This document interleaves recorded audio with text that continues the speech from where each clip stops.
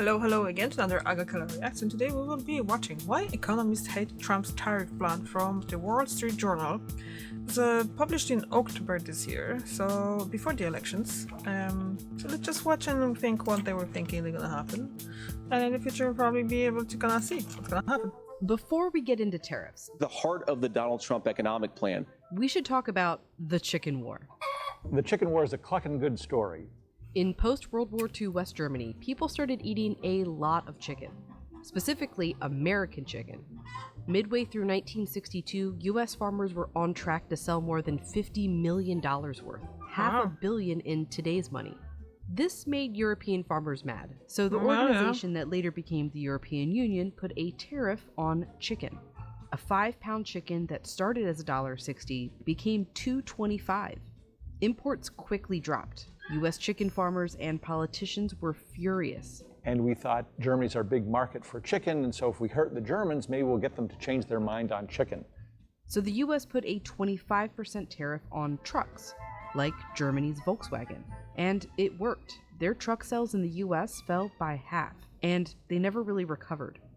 Meanwhile, Germans paid more for their chicken, and Americans had fewer truck options. Already the ad? Wow. We're literally like a minute in or something like that.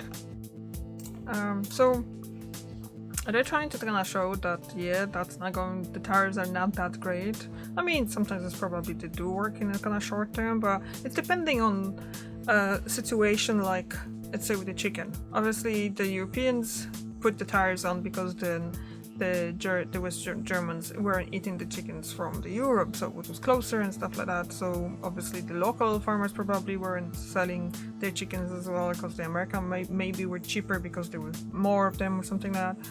We'll see. Anyway, the ad is, this one is long. It's 2 minutes something, and it's only the one. So I will see you in a second. Bye. Okay, so I watched the ads. One was long for 2 minutes, the other one was only 30 seconds, but that's altogether kind of long. So let's just go in and go.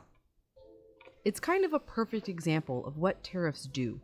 Hurt consumers while protecting very specific industries, or attempt to get countries to change their behavior. While they haven't been a large part of trade policy in decades, former President Donald Trump wants to change that. Some might say it's economic nationalism. I call it common sense. I call it America first. President Trump has really sort of brought a lot of people out to think that tariffs might be something that's useful in America's economic arsenal in a way that hasn't been used in the past. Here's how tariffs work and what Trump's proposals would do. Let's start in 2018, when President Trump put tariffs on washing machines. We're going to benefit our consumers, and we're going to create a lot of jobs. Since then, whenever a washing machine is imported to the U.S., the company on the U.S. side doing the importing pays a tariff to the U.S. government. Their margins are pretty low. They've got to pass that price on to consumers who ultimately pay it. That's the whole point in some sense, to reduce demand. Those tariffs would work if there would be a lot of companies producing those washing machines in America, but as far as I'm concerned, pretty much everything is done overseas from America and overseas from Europe, so stuff like that. Those goods and create space for domestic producers. After the tariffs, not only did the price of imported washing machines go up, so did the ones made in the U.S. So there are some stuff made in the U.S., okay. If we tax imports, domestic producers won't change their prices. And that's not the case. You're creating more demand for them. So naturally, the price goes up. And it wasn't just washers. Dryers went up in price too, even though they weren't part of the tariffs. Usually it's the case, if you buy a washer, you buy a dryer. So even though dryers weren't directly affected by the tariff, they were indirectly affected by the shift in demand. Now, it wasn't all bad. These tariffs did create a lot of jobs. About 1,800, mostly from those foreign companies like Samsung and LG opening plants in the U.S. And a study found the U.S. collected $82 million annually. But because of those price increases, it cost consumers $1.5 billion more. So they basically paid $815,000 per job. This is a very expensive job creation program. And so that's another reason why economists don't like tariffs. They're much more cost-effective, more efficient ways of increasing employment in those industries. These weren't the only tariffs Trump created in 2018. The big ones were on Steel and aluminum. Those were really designed to punish China for its transgressions of international trade rules. Also for national security. They're used to make a lot of military equipment, but also everyday things like cars. All the industries that use steel have to pay the higher price. That squeezes their profit margins, and it also puts them at a competitive disadvantage against foreign producers of those same goods who don't have to pay those inflated costs for their inputs. And so a lot of studies have shown that you lose jobs, as many, if not more jobs, in those downstream industries as you gain in the upstream industries that are being protected by the tariffs. Many studies on the 2018 tariffs found some pros, some cons. Manufacturing jobs, which were on the decline, didn't increase, but they did level out. The overall economy lost jobs, mostly in those downstream industries, and the costs of the tariffs were passed on to US companies and consumers. So, not great for the economy, but it did motivate US companies to move out of China and made supply chains more resilient. But it didn't change much of China's behavior, and in many ways they became more aggressive. Okay. But here's the thing. Even with all the economic downsides, a review by the Biden administration suggested Trump's tariffs should remain, and the administration should add or increase them, which they did. Interesting. Once tariffs get in place, there are two factors that sort of keep them in place for some time.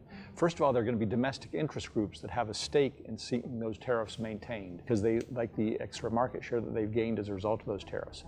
And second of all, tariffs are a bargaining chip. So why would we sort of unilaterally get rid of these, even if there's some economic benefits, when we might use it in some negotiations down the road? Tariffs are really hard to remove. It's why, 60 years later, there's still a 25% tariff on trucks, even though US chicken farmers no longer care about selling in Europe.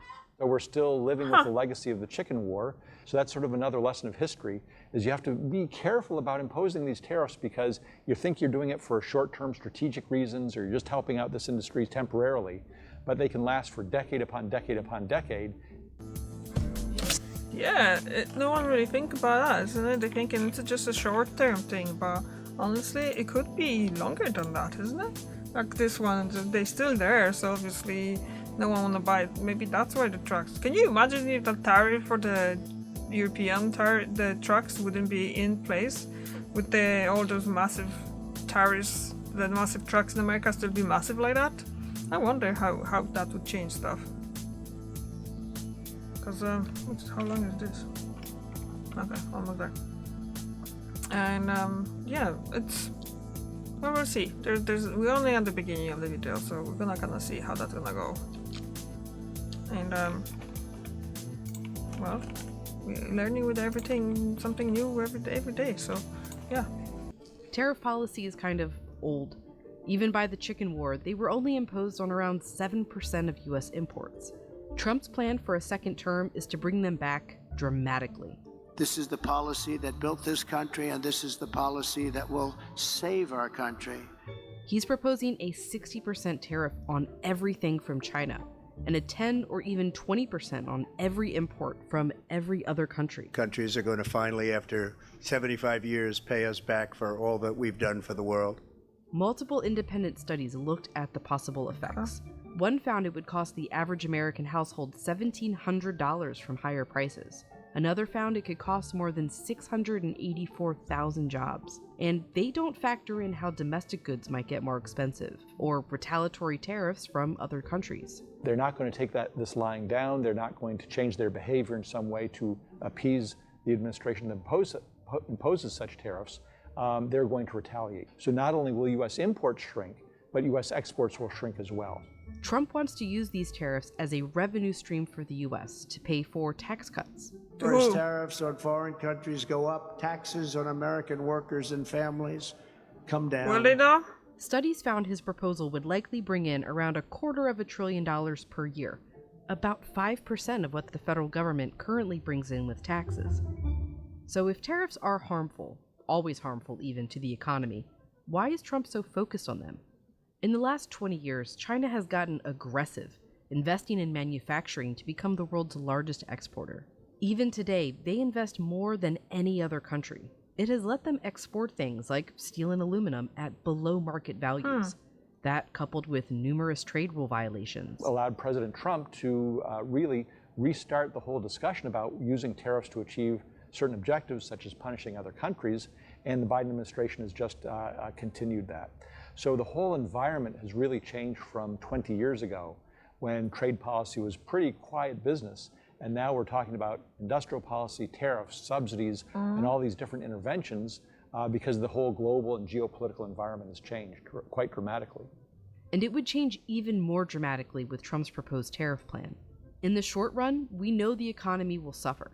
In the long run, no one really knows.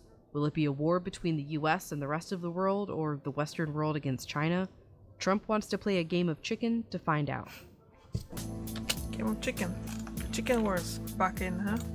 But with China this time. So I wonder what's gonna happen, because obviously I'm a strong believer in the fact that what's going on in America have repercussions on the rest of the world, so it's not going to be unnoticed or not going to have any kind of repercussions in Europe where I'm living. So basically, yeah, it's kind of interesting. Will they... I don't know, I'm kind of have this mindset basically saying, oh, everything is made in China anyway, but then you kind of learning, and actually it's not. There's still stuff made in other places, so we'll see, I guess. We'll see in time to come how that's gonna work out, because obviously it's gonna happen because Trump did win the election, so yeah. Thank you very much for watching, and I see you tomorrow. Bye!